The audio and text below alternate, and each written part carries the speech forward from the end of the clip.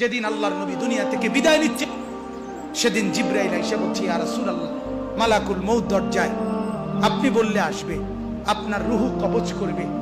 আল্লাহর নবী বলেন, আল্লাহকে জিজ্ঞেস করো জিবরাইল, আমি যদি আমার আল্লাহর কাছে যাই, আমার উম্মতের সাথে আমার আল্লাহ কি আচরণ করবে, ওটা বলো, তারপরে আমি যাব।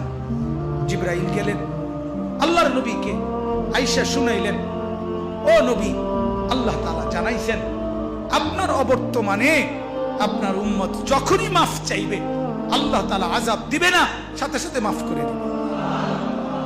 আপনি যেমন মাফ চাইছেন তখন যেমন মাফ করছে, আপনার অবর্তমানে আপনার উম্মত নিজে নিজে মাফ চাইলেও আমি আল্লাহ মাফ করে দেব। এতদিন তো কে মাফ চাইছে? নবী নিজে মাফ চাইছে। এখন তো আপনি না থাকলেও আমি ওয়াদা দিলাম, আপনার উম্মত যদি নিজে নিজেও মাফ চায়, আমি মাফ করে দেব। নবী বললেন, তাহলে জিবরাইল, মালাকুল মউতকে বলো আমার জান কবজ করতে। তাহলে সারাটা জীবন তিনি ভাবলেন উম্মতের কথা। আজ যখন তিনি দুনিয়া থেকে বিদায় নিচ্ছেন, তখনও ভাবছেন কার কথা? নবীজি সাল্লাল্লাহু আলাইহি সাল্লাম যখন ইসরাফিল সিংহা ফু দিবে, দ্বিতীয় ফু, সবাইকে যখন হাসরের ময়দানে উঠানো হবে, তখন প্রথম উঠানো হবে আমাদের নবীকে। হাদিসে আছে, 4 ফেরেশতা জিবরাইল, মিকাইল, ইসরাফিল, আজরাইল আসবেন নবীজির রওজা মুবারকে। এসে সবার পক্ষ থেকে জিবরাইল ডাক দিবে, ইয়া রাসূলুল্লাহ, হাসরের ময়দানে যাওয়ার জন্য আপনি কবর থেকে ওঠেন। হাদিসে আছে, আল্লাহর নবী সাল্লাল্লাহু আলাইহি সাল্লাম কবর থেকে চোখ মেলবেন, আর উঠে দাঁড়াইতেই কপালের বালু মুছতে মুছতে তাকাইয়েই বলবেন, প্রথম কথা, জিবরাইল, তোমরা শুধু 4 জন ফেরেশতাই আসলা আমাকে নেওয়ার জন্য, আমার উম্মত আসে নাই। আমার উম্মত কোথায়?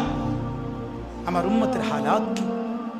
আমার উম্মত কি আমার অবর্তমানে জাহান্নামে চলে গেল নাকি?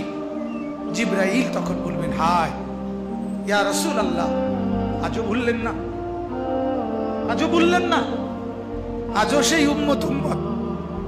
যাওয়ার দিনও বললেন, দুনিয়ায় থাকতেও বললেন, আজও বললেন, আপনার উম্মতের এখনো উঠেই নাই, এখনো তো কবর থেকে কেউ তুলে নাই, আপনাকে তুলেই বাকিদেরকে উঠানো হবে। আল্লাহ নবী বললেন, তাইলে চলো, তাইলে ঠিক আছে, চলো হাসরের মাঠে।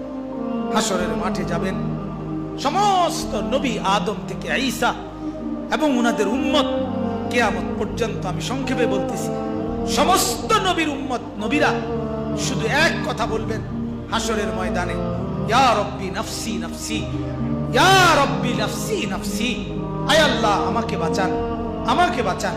সমস্ত ফেরেশতারাও বলবে, আল্লাহ আমাকে বাঁচান। সমস্ত জিন বলবে, আল্লাহ আমাকে বাঁচান। পুরা হাসরের মাঠে একই শব্দ, আল্লাহ আমাকে বাঁচান, আমাকে বাঁচান।